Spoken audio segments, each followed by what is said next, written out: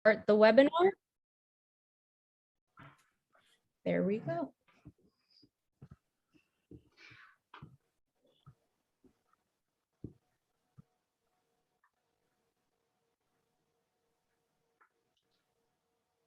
I just start a bit nervous. Oh, don't they?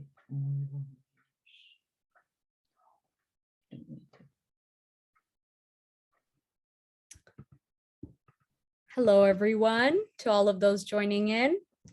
Nice warm welcome. We're going to wait a few minutes here for more participants to join, and then we'll go ahead and get started.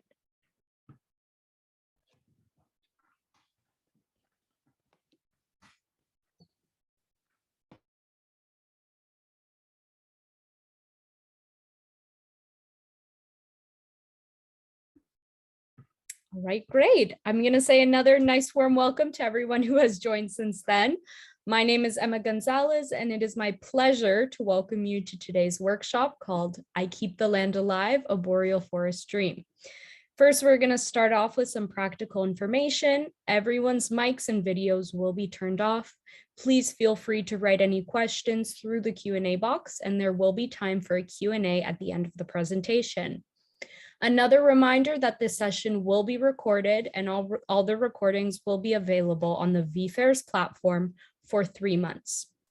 Today, we welcome our presenters, Elizabeth Panashwe, an Innu elder from Labrador, and Father John McCarthy in Sudbury, Ontario.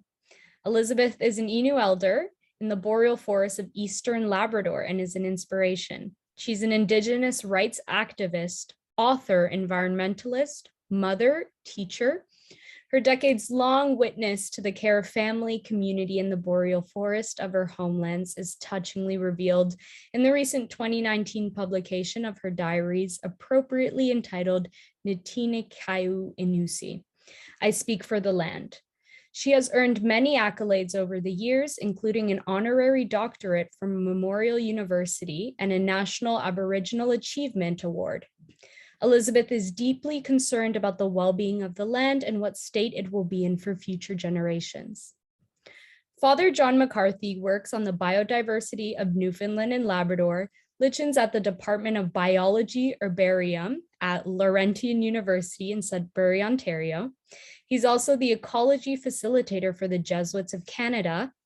He holds advanced degrees in theology, a PhD in boreal forest ecology, and a master's in soil science. He was the recipient of the 2002 Canadian Environment Awards Gold Medal, Lands and Forest category, for his work in boreal forest conservation in Newfoundland. He is a lichen specialist who has named several species of lichen and has one, Acarospora mccarthyi, I'm gonna hope I didn't butcher that pronunciation, named in his honor.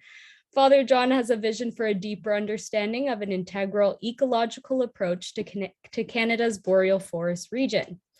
Without any further delay, I will hand things over to our lovely presenters. Take it away.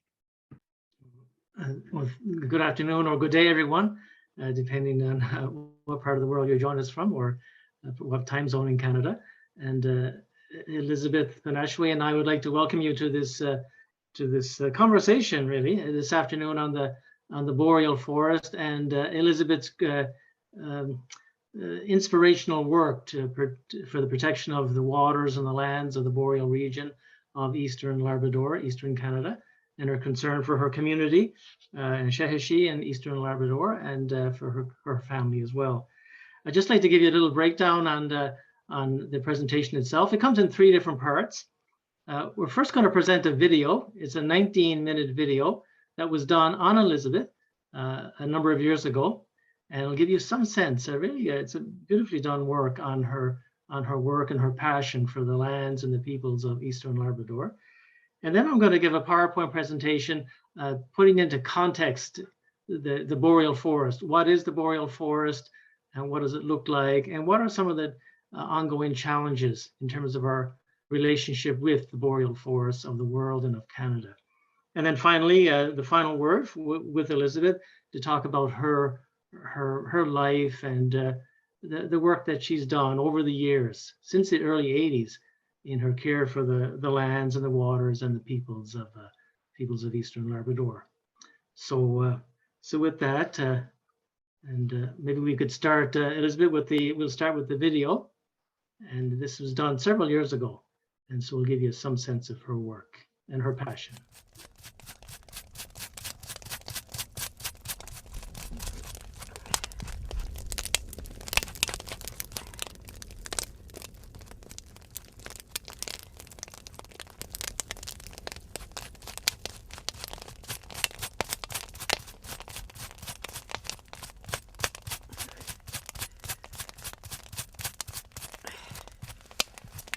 Mijeri non sta mijeri.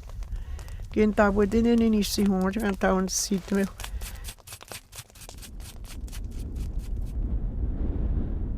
Un'ancia se ne taude.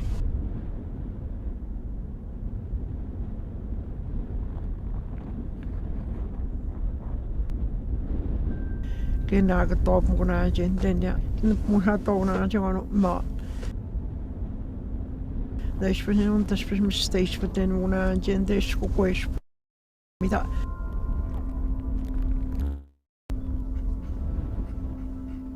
escutei todo e não último. The name of this woman is Elizabeth Panashue.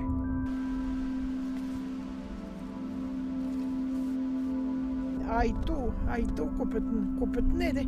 If you meet her, she will tell you her Innu name, Janguish.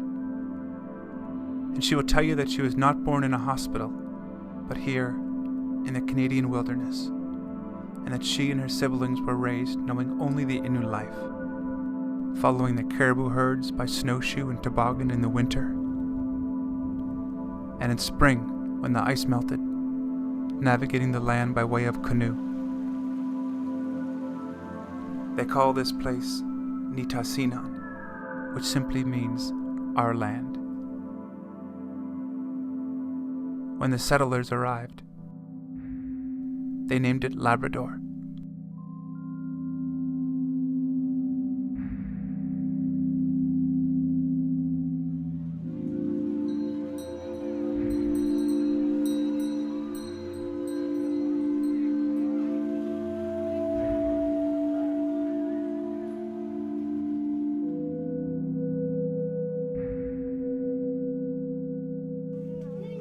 Today, Elizabeth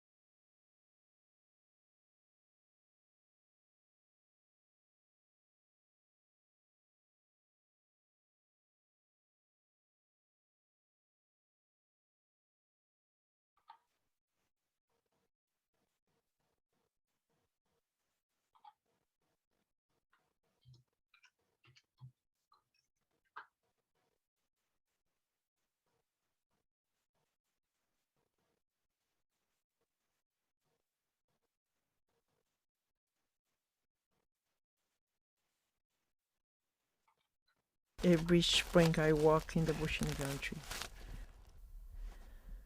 When I start walking, she had it. And I talked to my husband and my daughters and my son.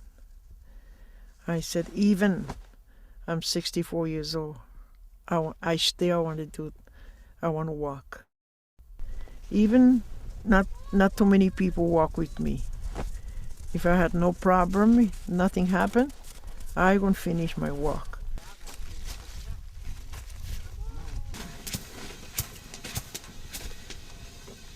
I want to get more people to join me, support me what I'm doing.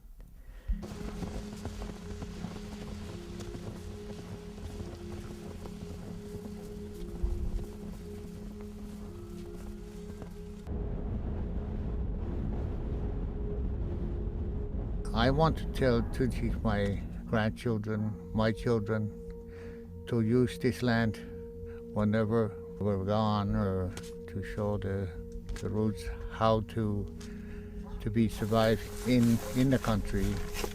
Learn how to put up the tent and how to use the snowshoes, how to use the axe or gun, and this is very important for the young people to know where their parents came from. Education was important when we were in the community. My parents always got us up early in the morning. You're getting up, you're going to school whether you like it or not. You had to go. And it was also very important to them. When it was time to go in the country, you're going in the country. That's when they said, okay, the white education stops here. You're coming with us, you're going in the country. I need to go on the walk to recapture and just a lot of rediscovering about who I am as a person, and also rediscovering of who we are as Inuit people. And I think it's really critical and really important that we continue doing this, and my mom continues doing that, because I think it's one of the key things in not just within the Inuit communities, I think, but everywhere else in First Nations that we've kind of lost touch of. This is how we can get it in terms of reaffirming and recapturing back the Inuitness in us in our lives. Like my mom, she cares about the animals. She cares about everything that she does, protects everything. I mean, my mom showed us not to quit. She was very strong. She's determined to make people see that her struggles are meaningful. I feel so proud of her. Even my dad. They always work together, communicate. Here my dad, he doesn't need a compass. He knows his area here. But back home, down Shehajit, people treat each other differently. People treat themselves differently. But here my father is, I guess he's a leader. That's what I see my father.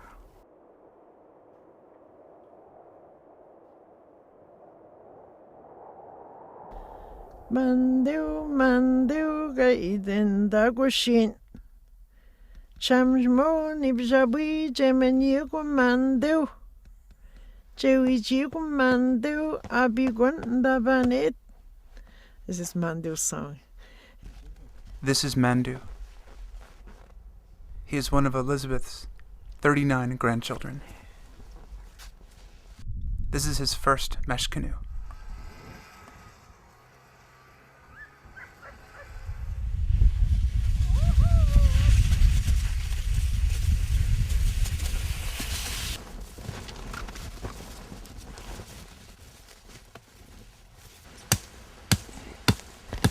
Bush ne wata no bush ne wan cha no bush.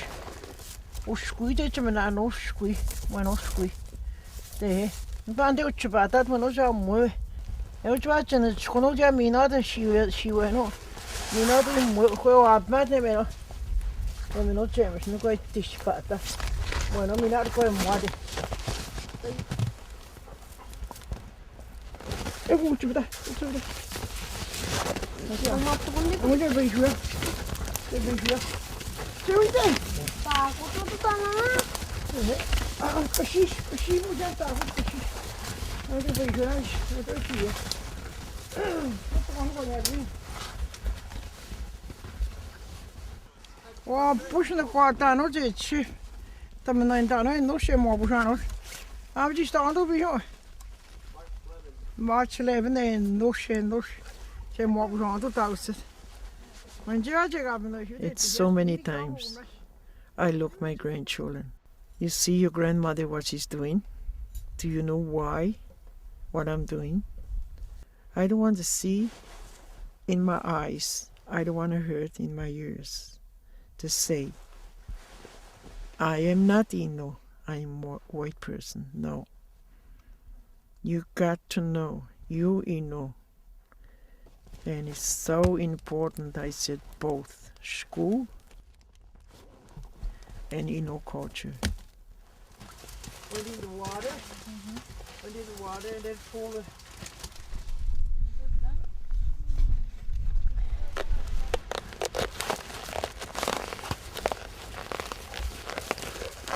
Cả cái đứa nhà tọt mà chỉ cho này to quá nó, bây giờ một tháng, mà nó giờ tụi mình sa xí nó qua sa tu, nào nó vẫn đến đây tát mình nói chứ mình nói đây tụi nó cả, mình xuống qua tụi mình chỉ qua sa tu, nó chỉ qua sa tu nè, sát nào tọt tụi mình chỉ.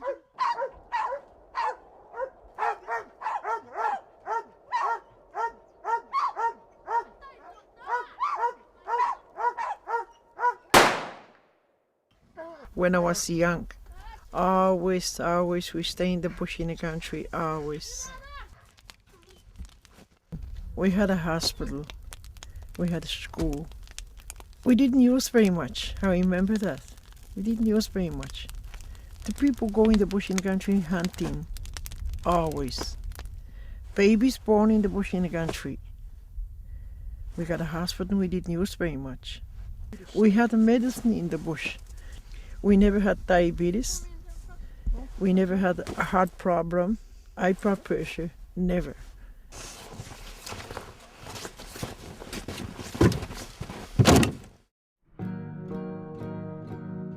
For defending her land and culture, Elizabeth has been arrested 5 times. In 1989, she spent 2 months in jail for protesting NATO's low-level missile training program. In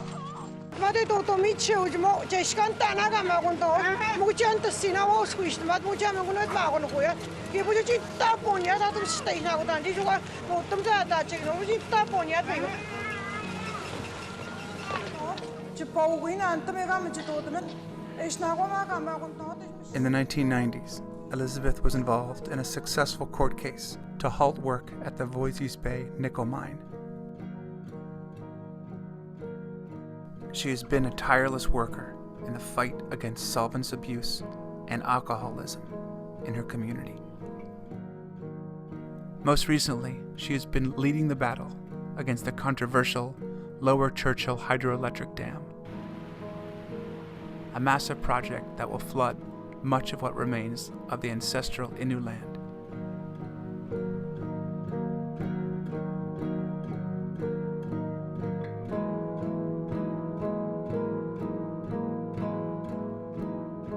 I had a hard time when I started, but I never give up, never give up.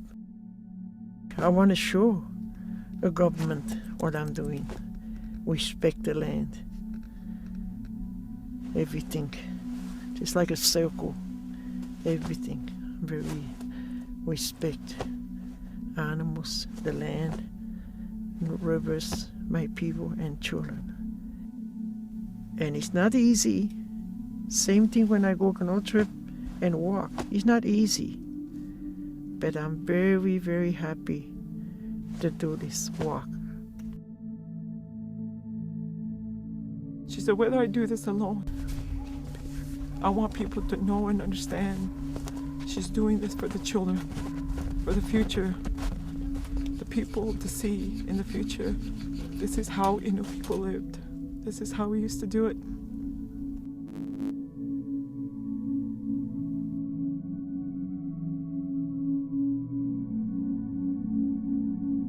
My grandfather passed away about 10 years ago. Still, coming up to this hill, I could smell the odor of my grandfather. I was with my brother Max. Then I told him what I felt or what I smelled. Is that true?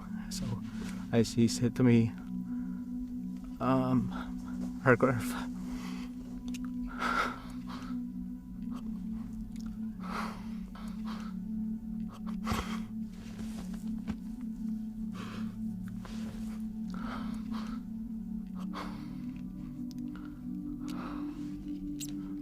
our grandfather must be nearby.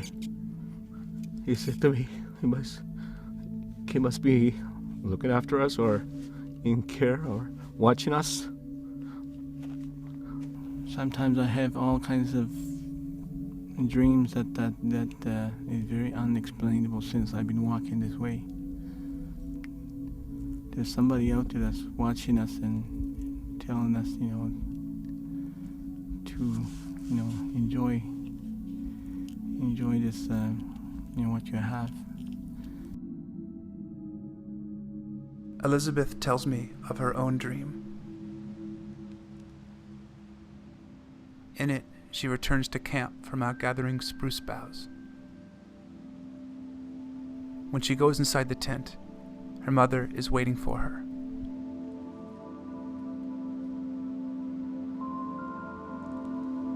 When I wake up in the morning, I didn't understand. My mom said in my dream, Changuish, I can hear clear the sound. She said to me, Changuish, I heard you're a very strong woman. That's all.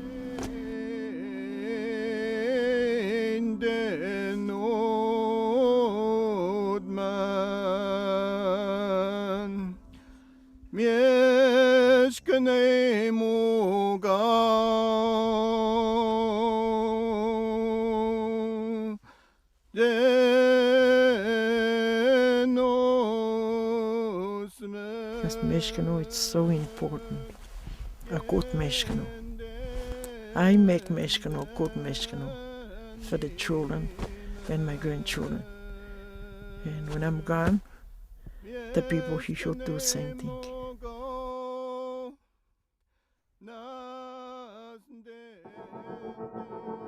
The mesh canoe ends at Muskrat Lake, and a plane arrives to take Elizabeth and the rest of the Innu back to the community. Elizabeth decides to stay back. She and Francis will return the way they've come. She will have more nights in her tent, more dreams of the old ways.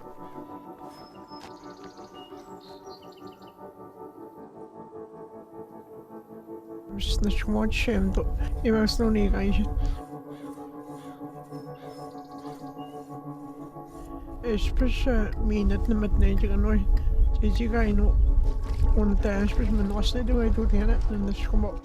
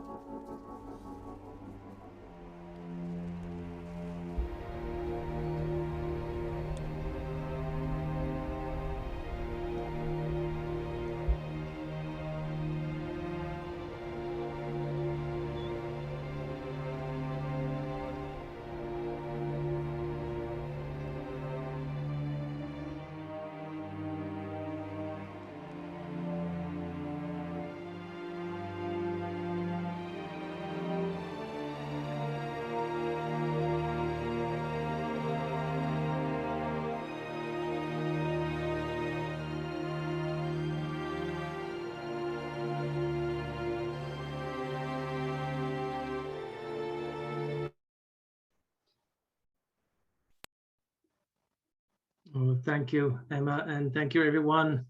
And in particular, thank you to Elizabeth Janshbish for that beautiful, it's a beautiful witness. And what I'd like to do now in the next 15 minutes is just to, you saw there the forests of Eastern Labrador, often in the winter. I'd just like to put the boreal forest, just to talk about what is it, and put that in context. And then I'll leave the rest of the session to Elizabeth herself, who will speak of her great care for her family, her community, and for the lands and the forests of the boreal.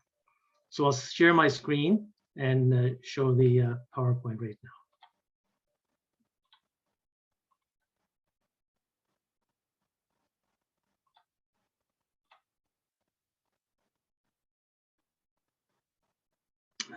So I keep the land alive, a boreal forest dream. Well, what I'd like to talk about is this notion of integral ecology that Pope Francis talks about quite a lot as a path of reconciliation in Canada today. Basically looking at boreal forest conservation, the indigenous people and their right to live and to protect the lands in which they live, and the complex question of resource exploitation across Canada.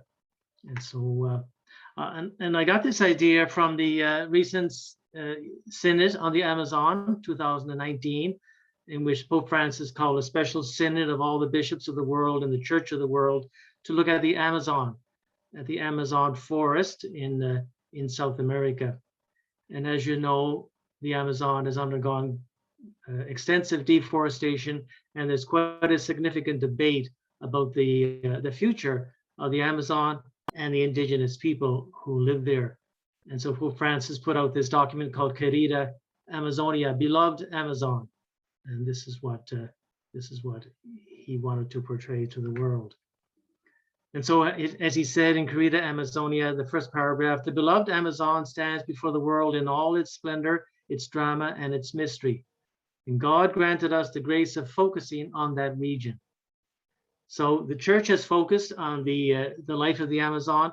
And my question is, can the church not focus on the life of the boreal forest? There are about 4 or 5 major forest zones of the world. And as you can see, the Amazon in South America, in Africa, Central Africa, the equatorial tropical rainforest, and then the tropical forests of Southeast Asia, Papua New Guinea, Indonesia, Malaysia. And then if you look at the top of the slide, the great boreal forests of the world, all across Canada and into Scandinavia and across Siberia into Russia. And so it's really this boreal forest that Elizabeth lives in and has quite a significant love for and a hope for its protection and for its proper use. The church currently has these what are called ecclesial networks for integral ecology. So it tries to ask the question, what does integral ecology look like in these different parts of the world? You know, REPAM on the left here for South America. The next icon is on from Oceania, Southeast Asia, and then the tropical rainforests. And there's also a new one developing in Central America as well, the Mesoamerica region. So my question is, could there not be this similar kind of desire for a network in the circumpolar boreal region? The word boreal comes from the Boreas, is the Greek god of the north wind. And as you saw in the video, it was set during the winter, obviously, but the boreal forests are cold and northern forests of the world. And there's a circumpolar forest. So as you can see, it goes right across Canada into Alaska, across the Bering Strait, then into Siberia, over to Scandinavia, and again back to Newfoundland and Labrador. This is what it looks like in Canada. So it stretches from Newfoundland and Labrador in the east, right across up to the Yukon and into Alaska. So this is the boreal region of Canada. Very few people in Canada have much experience of the boreal because most of us live within 100 kilometers of the United States border. So this boreal forest is northern. And it consists mostly of pine and spruce and fir and birch and poplar. And these are snowy forests. So they have a strong winter, frozen ground for much of the year. And so, but this is the northern boreal forests of Canada and indeed the entire circumpolar region. So just have some images. This is from Western Newfoundland, extensive, lot of water, a lot of rivers. This is northern Labrador. This is near Makkovik, north of where Elizabeth lives in Sheheshi. So I'll give you some idea. This was taken in August. You can see the snowfields in the distance there. And they're mossy forests. There's a lot of kind of extensive moss, and they're kind of can be wet and cold forests, but have a lot of life and an amazing beauty in these forests. Elizabeth talked about her desire to protect the land and the waters of Labrador. And so this is Western Newfoundland again, the land and the waters and the forest all forming one circle. And again, affected a lot by glaciation. You can see these glacial erratics, these large major boulders left by the glaciers 10,000 years ago. Again, this is in northern Labrador. In the boreal forest, a lot of it is so-called wet forest, peatland forest, and you can see the number 1, 2, 3, and 4. This is where the major peatlands of the world are located, and the major water resources. There's a lot of fresh water, and as you can see in Canada, around number 2, the Hudson Bay lowlands has extensive boreal wetlands. But also, if you look further east into Labrador, you can see that as well. So if you just had a map of Canada showing the peatland probability, the kind of the dark green there, and you can see in Ontario, at least just north of where I live, the James Bay region, but also into Labrador and to the east, and then to the west as well, extensive peatland. So this is these are major breeding grounds for all kinds of waterfowl, for so much life. And this is what it looks like in northern Ontario in the James Bay region. Extensive forests, wetlands, and you get a bit closer, and even closer still, there's a tremendous amount of life. And then you can even get down to right down to ground level, this red sphagnum moss, and that really dominates a lot of these northern forested peatlands. So it gives you some idea of what the boreal forest looks like across Canada. And the question then to be asked is, what does integral ecology look like in these boreal regions? You know, is there? That's really the question that the Pope has basically been asking quite a bit. What does it look like? And so he's really asking the question. There are 4 dreams he talks about: the social, the cultural, the ecological, and the ecclesial, the church dream. So when he looks at the Amazon, or when now I know through Elizabeth's work looking at the boreal, you know, we're trying to take everything into account: the social, her family, community, the cultural, the Innu culture of Eastern Labrador, the ecological, and also the ecclesial, which really hasn't been developed very well in Canada. You know? And so the Pope, in his encyclical Laudato Si on the environment, he says, since everything is closely interrelated, and today's problems call for a vision capable of taking into account every aspect of the global crisis, he says, what we need, he says, is an integral ecology, one which clearly respects its human and social dimension, as well as the ecological. And I think that's what Elizabeth in her work is so strong on. She's able to connect the social, the family, the cultural with the ecological and the economic. So it's something we really need today, I think, and Elizabeth is a wonderful witness to that. What we've done, I think, is that we've kind of barcoded everything, you know, and there's some things money can't buy, but everything else is MasterCard. So we've kind of taken the boreal forest or the Amazon, and we've kind of economized it or barcoded it, you know.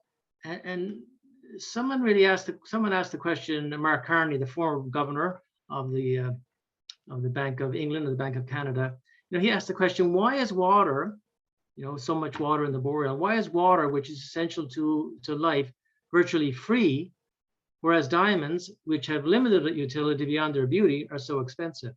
So why is that? Why is something that gives us life, you know, almost virtually free, and we pollute it quite easily, whereas something like diamonds, beautiful as they are so expensive? And why as well, he says, is the Amazon company rated as one of the world's most valuable companies by financial markets, but the value of the Amazon rainforest appears on no ledger until it is stripped of its foliage and converted into farmland. And so we could ask the same thing about the boreal. Why is the boreal not considered valuable until it is either logged or dammed or mined or whatever? So let's just take a quick look across the Canadian boreal, and just to show you some of the industrial developments currently underway. And of course, we all know about the tar sands in the boreal forests of northern Alberta. And the map on the right shows all the different oil leases. Some of the names you recognize, you know, Suncor, Syncrude, Shell, Chevron. et cetera, with the black Fort McMurray there in the middle. In northern Labrador, Valley, Canada, this is a major nickel mine in Voisey's Bay in northern Labrador. I know the Innu community are quite involved in some of these debates on this particular development. Or the Lower Churchill that Elizabeth and her community have been quite involved in. This is what the Lower Churchill River looked like before the dam, and this is what it looks like now. And the project is still not finished, and apparently it promises just astronomical electrical rates for the people of Newfoundland and Labrador. So one can certainly wonder on that. Where I live in Ontario, in Northern Ontario, this so-called Ring of Fire is a major possible future mining area. The area is currently, there's no roads into this area. And so this is a major mining proposal for that region. And at the same time, a lot of Indigenous people live there, and the boreal forest is not eroded to any great extent today. So what impact will all of this development have on the boreal region and the people of that region? As you know, logging, the boreal forest has major forestry operations throughout its range. And so it kind of opens up the whole region, and you know, the impact on wildlife, and also how we view the boreal too, you know, the image we have of the protection of the boreal. There's a wonderful book entitled, you can see it here, but it's entitled The Road, written by Cormac McCarthy, no relation, an American Pulitzer Prize winner. And he says at the end of this book, this is an apocalyptic book about the destruction of the earth. And he says, once he said there were brook trout in the streams and the mountains. And he talks about a thing which could not be put back, not be made right again. In the deep glens where they lived, all things were older than man, and they hummed of mystery. So in other words, are we doing something to the boreal forest that cannot be put back together again? And so it's a significant question that we really need to ask, you know. What's happening now among the Indigenous people of Canada, there's a significant leadership initiative, and this so-called Indigenous Leadership Initiative is working with Indigenous communities across Canada to look at preserving significant portions of the boreal region and other forested regions across Canada. And so here we have some examples on the right in Quebec, you know, the Black River watershed, and then on the left, the Seal River watershed in northern Manitoba, and the Thaidinene in the Northwest Territories. So these are significant areas of land that Indigenous communities are taking the initiative towards protecting for the future generations.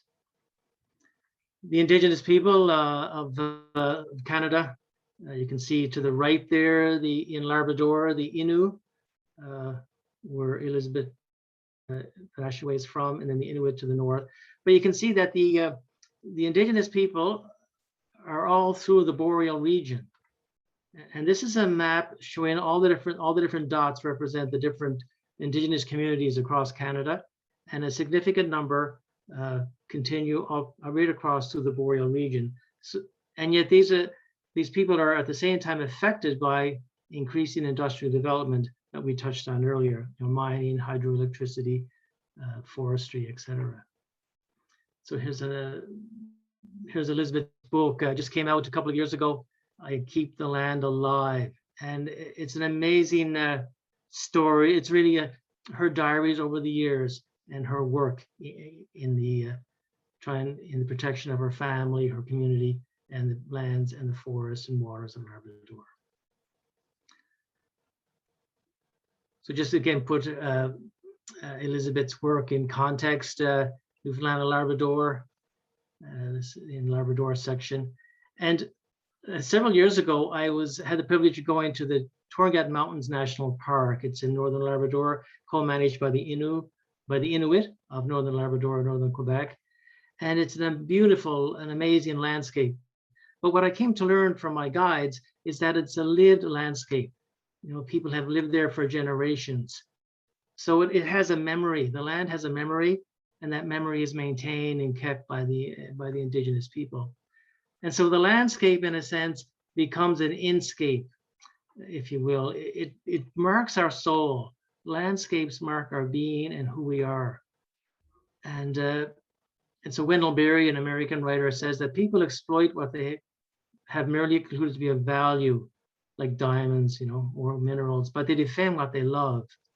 And to defend what we love, we need a particularizing language, for we love what we particularly know. And so I think that's the wonderful witness of Elizabeth, that she's able to, out of her experience and life in the Labrador Boreal, she then has this energy and this passion to defend what she loves. And so, yeah, throughout this land for thousands of years, it had been said that everything has a spirit. And Torngats is the spirit god of the Northern Inuit. Not surprisingly, it's where you might find your own. And so finally, just a few, our faith has a significant, I think, a discourse to share on this. Our Christian faith tells us that creation is important for our salvation. There's something deep, as we can see here in David Blackwood's, there's something deep, just as the iceberg is mostly underwater, there's something deep about the beauty of creation. So it's not a problem to be solved, as Pope Francis says, but it's a joyful mystery to be contemplated with gladness and with praise. And even in our Christian faith, we profess the Trinity. We talk about God the Father. He's maker of heaven and earth, and Christ, through him all things were made, and the Spirit, the Lord, the giver of life. And that's all of life.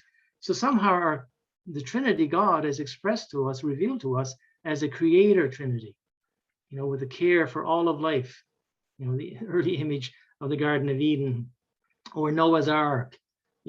All of this is an intuition that life is so important and is meant to be protected. And Charles Darwin, too, had this same wonderful notion. And this is the last line in his book, The Origin of Species. He says, "It is grandeur in this view of life. From so simple a beginning, endless forms most beautiful and most wondrous have been and are being evolved." So it's a magnificent image of the goodness and the beauty of life. And so finally, could the Boreal region also be a theological locus, a focus, a place where God himself reveals himself and summons his sons and daughters? And so I think that Elizabeth's witness, I leave the final word to her now. She's a voice, really a voice in the wilderness who witnesses to this need for reconciliation, bringing together our faith, Indigenous people, and the Boreal region. Can we have a conversation about what that may mean for us? So thank you very much, and I'll just pass it over now. Stop here. So I'm going to leave the final word to Elizabeth to share something of her life and of her experience. So Bernadette, if you could unmute there, please.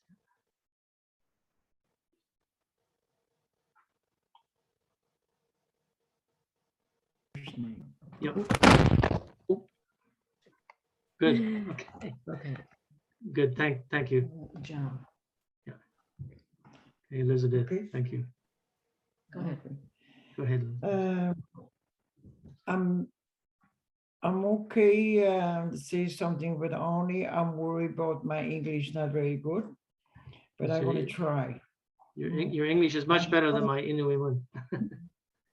I just want to say thank you very much, John.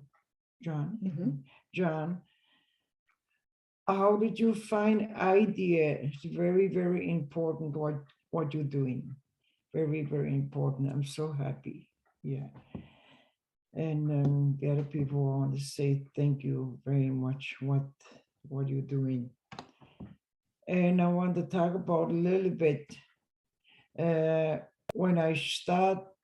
before I start walking, I was thinking, maybe 2 years in my mind. I was thinking, I want to walk. I want to show government how much we respect the land, animals, my people, and the children. I want to walk. And I'm thinking, what should we do? What are we going to do? What are we going to do to make listen to the government, people like me? And then when I'm ready, I was thinking, am I going to find someone with me, support me? Am I going to find someone? My people, the children, men and women and the children. And then when I start walking, I was so happy, I was very proud. I found the people walk with me. I asked my friend, can you make a paper poster? I want to make a copy. I'm going to put in the bank also, innovation clinic, everywhere. I want to put poster. Elizabeth, Panashua, John Grace, they're going to walk. Anybody want to support? And then I was so happy, my friend, she helped me. And then when I start walking, I can see in my eyes, I can feel, I'm so happy people come in, walk together, and the children. Same thing in the school. I put my poster, and the teachers saw my poster, teachers and a principal. And he called me on the phone. She said to me, Elizabeth, I'm going to make a paper. I want to send parents to share it. See what the parents is going to say. Would you be happy, Elizabeth Panashua? They're going to walk in the country. This is poster. Would you be happy with the children, your children? And then just a couple of days, she just let me know. She said, everything's okay. The children, they're going to walk with you. And then I was so happy. Every day I try to make happy the children when I walk. The nice day, blue sky, sunny day. And sometimes the kids talk to me when I walk. John, I'm so happy here. I'm so happy. I don't think about any more alcohol and drugs. Here, a big change, very beautiful land. And I was so happy, makes me happy. And then she said to me, what are we going to do if you see animals?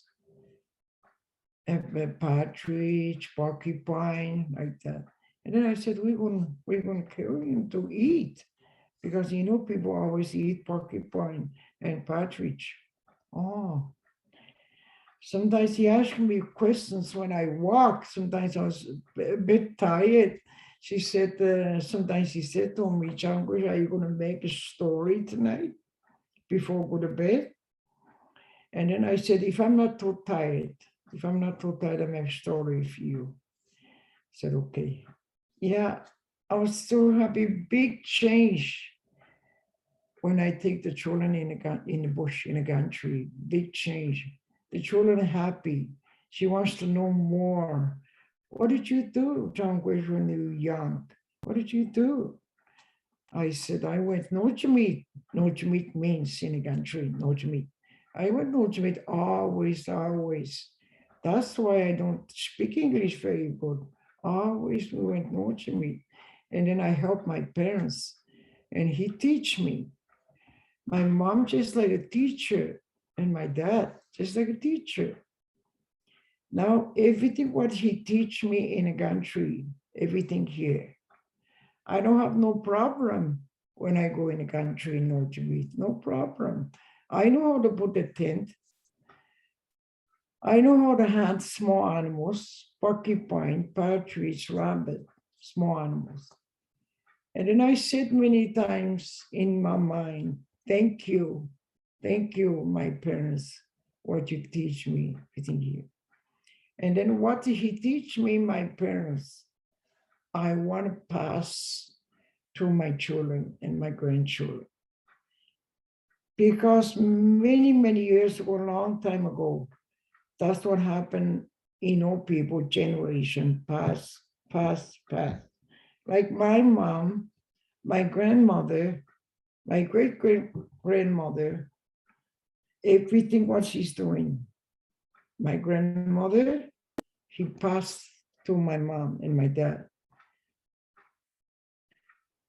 And I want to do same thing. Everything what he teach me that I learn, I want to pass to my children and my grandchildren. Sometimes when I walk, I say to him, when I'm gone, when I die, do same thing what I'm doing. I want to teach you. That's why I ask you, come walk. When I'm gone, one of you, the children or my grandchildren or my children, do same thing what I'm doing. It's very, very important. And every time when I watch my video, I cry. Every time when I see my book, when I open, I know I don't know how to write English. I don't know how to read English, but I can read a little bit. I can read a little bit. I cry. I cry. Maybe you've seen in my book, I'm talking about, I said in my book, it's not happened, just in my mind. I said, I'm walking to the river by myself. I'm walking on the close on the beach, I'm walking. And then I was thinking when I walk, that's what make me cry when I read. I can read a little bit. When I walk, I was thinking, I won't go on the beach. I need to sit down. And then I went to the beach. I couldn't find a place where I sat, where I go sit. When I was young, I go, it's so beautiful on the beach. I can see rock. I can see everything so beautiful. And in my book, when I walk, I couldn't find a place where I'm going to sit. It's so mess. There's a lot of water. Anyway, I sat down. After when I sat down, I heard animals coming, flying, goose, ducks. And then she stopped where I'm sat down, way down the beach. And she said to me, he asked me, it's not happened. I make my own story. And she said to me, animals, Grandma, what happened to water? What happened? All grease, water. It's not the same anymore. I know animals is not talking, but just like he talked to me when I see animals.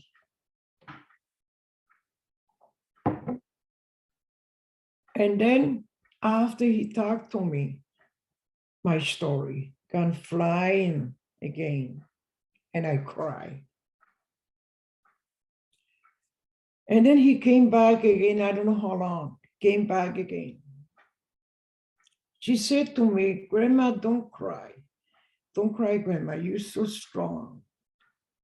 Just like animals said to me, help me. Keep do the same thing what you're doing. You're very strong, Grandma, don't cry.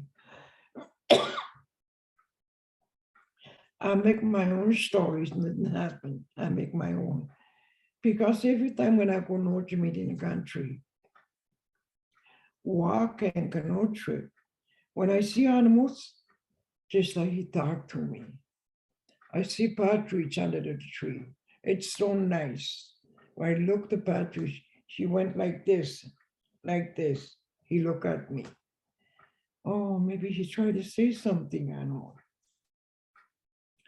That's what I feel many times. That's why I make my book, I make a movie. I want to show government. I thought the government, after when she see my book and my movie, I thought she's going to change his mind a little bit.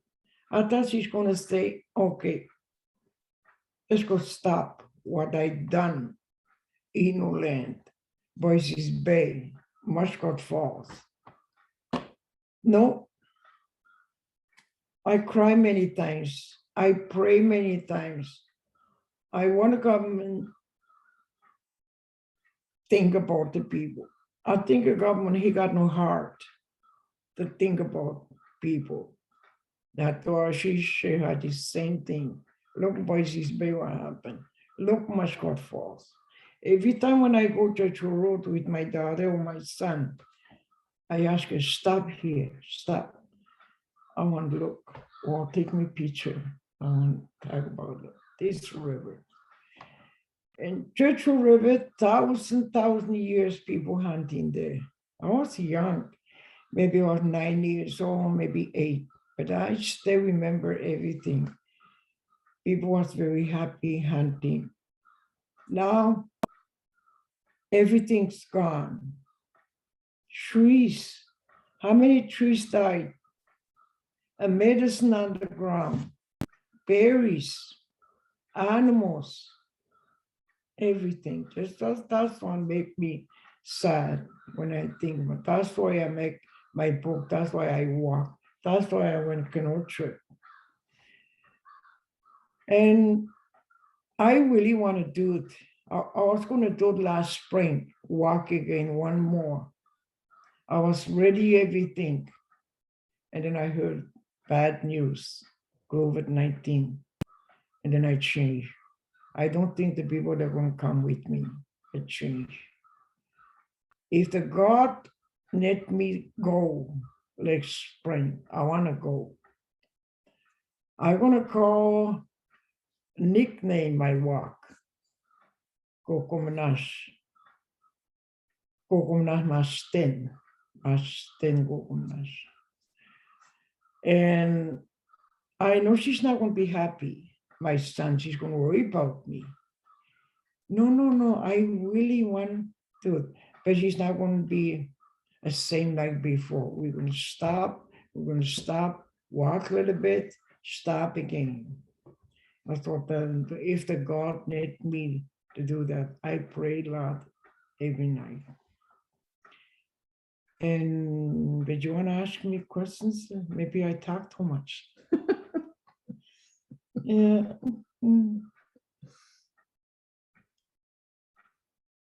Oh, he's muted. He got to unmute himself. Unmuted, yeah. Nicht gemitten, Okay. Elizabeth. Emma, did you want to field some questions? Thank I you so much. actually was logged off, unfortunately. So, Oh, okay. so they aren't loading here for me. Would you mind going ahead and answering them? And I'll. So I just look at the Q&A, correct? Yes, correct. In the Q&A box. Okay, but only showed. Yeah, it was just two things actually. It was just related to the recording, about the joining for the session. So there's no questions per se. Oh, no, here it comes from Jenny Cafiso. I'll read it. Oh, can you see it? Can everybody see the question from Jenny or the presentation? I can now see it. Yep. Okay. So maybe I'll leave it to you then, Emma. Yeah. We have a question here, like Father John had said. Let's see. I can see that we need to build a web of solidarity among all of us, with people in the Amazon and the boreal forests, between indigenous people and between movements of resistance. What advice would the both of you give to us in order to do so? I could just start, but I often think there's been very little attention paid to the boreal, to the north. These forests are isolated, they're cold, but that's where we live. And whereas we know much more about the Amazon, I think, in Canada than we do about the boreal forests in Canada. But for me, I suppose, is the relationships. That's the main thing, is the relationships with people. And from there, things will naturally happen, I think.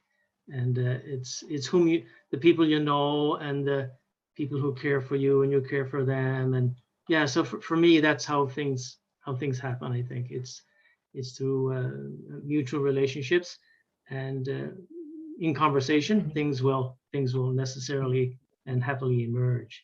I think.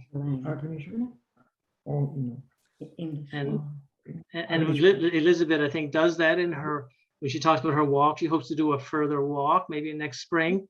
It's really developing the relationships with people in their own family or community and wider as well, definitely. You know. Yep.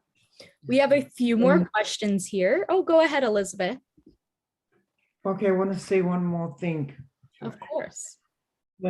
Everything what I'm doing, walking, canoe trip, and protect the land, animals, everything.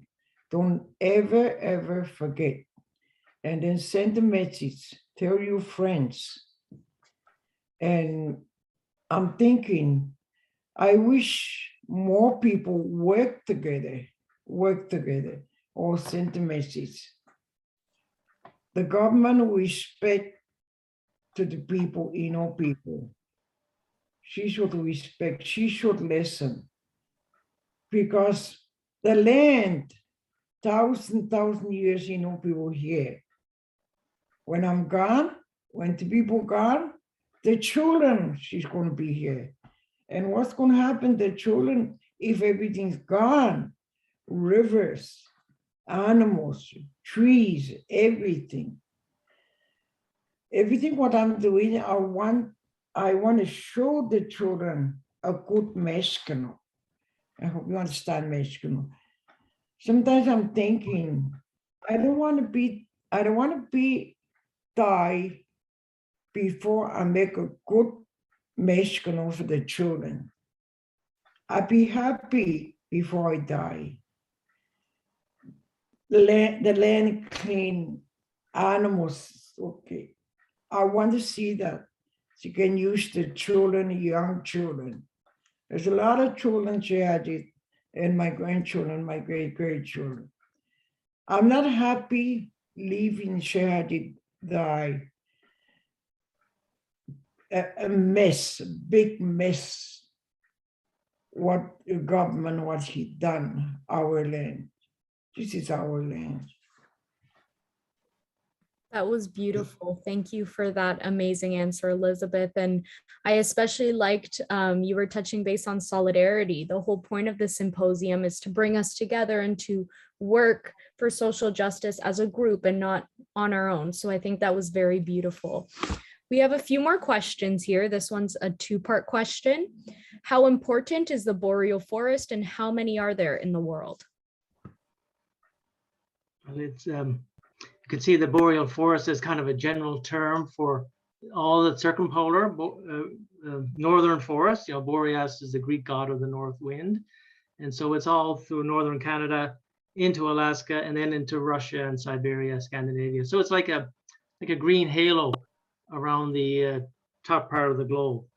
And so in that sense, there's one boreal forest, yet there are many different types within that forest. And of course, many different political administrations. So that's why it can be very difficult to have a vision for the entire global boreal forest. Russia, Canada, Alaska, Scandinavia, quite different political administrations, obviously. So I can only imagine. Oh, sorry. No, please feel free. Go ahead. Honestly, when I think about that, when I sat down quiet place, when I pray, I'm thinking, why the government, the white people, she should stop make machines, big machines. I don't know what you call that machines. Kill the tree like this. Yeah, they're all kind of machines. If there are no machines, they wouldn't happen. She's not going to use the axe. It's going to be hard. And machine kill a lot of stuff. Heavy equipment. Yeah. Yeah. I don't know how to say that. She said The heavy equipment. heavy, right, sure, yeah. she should stop making that machines. I'm thinking many times. Maybe I'm say wrong, but that's what I'm thinking when I pray. When I think about the land. If there's no machine, there wouldn't be a big problem. See what happened in Voices Bay. See what happened in Musquat Falls. And I'm not lying. You see my videotape. You see me when I'm talking. everything what I'm saying, it is true. I'm not lying. What happened, people in the past? He make a good mesh before he died. I want to do the same thing. A good mesh to clean, to use the children, young children. Beautiful. I hope you understand. My English not very good. I Oh, hope it's you perfect. understand. Oh, Yeah. perfect. Yeah. Perfect. I think you're so descriptive. It's nearly impossible to not understand you, Elizabeth. I think it's beautiful. I love how you responded to that. Our last question here is for Elizabeth specifically, and it says, how is taking care of the boreal forest and working together to do so a way of reconciling with the Indigenous peoples of Canada? It means like, reconciliation now, like the government is supposed to be. I don't know. It's litigation. Okay, the government, well, we're all supposed to be reaching out to Indigenous people for what has happened to them in the past. Yeah. And how does your work on the boreal forest help? Does it help for reconciliation? Like, does it help the relationship between the Inuit people and the white people? I think we should get the work together. The land far away, Labrador. Look what happened, Labrador. Should get work together, send a message. I don't know if I give you a right answer. There is no Will it right or help? wrong answers. It's your opinion. And I think if that's your opinion, it's great. No such thing as right or wrong here, Elizabeth. That was great. Thank you. All right. Looking at the time here, I would just like to say on behalf of CJI and all of our attendees, a huge thank you to Father John McCarthy and Elizabeth. This was a beautiful presentation, and I think it's amazing to see both perspectives, especially an Indigenous perspective. I think that's one thing a lot of us, especially as students, myself being a student, have lacked within our education systems is that Indigenous perspective. And I think the way you worded things and how you relayed your experiences was beautiful. So again, on behalf of everyone, thank you, thank our presenters, and I thank our attendees. If you have any last words, feel free to leave any comments in the chat and we can relay them to Father John or Elizabeth. Right. Well, thank you, everyone. And Elizabeth. The last word, what you ask me questions, send to my daughter, Kanani. That Okay. questions. Yeah. Thank you. Okay, amazing. Beautiful. Take care, everyone. thanks very much. Bye. Bye. Just. Yeah.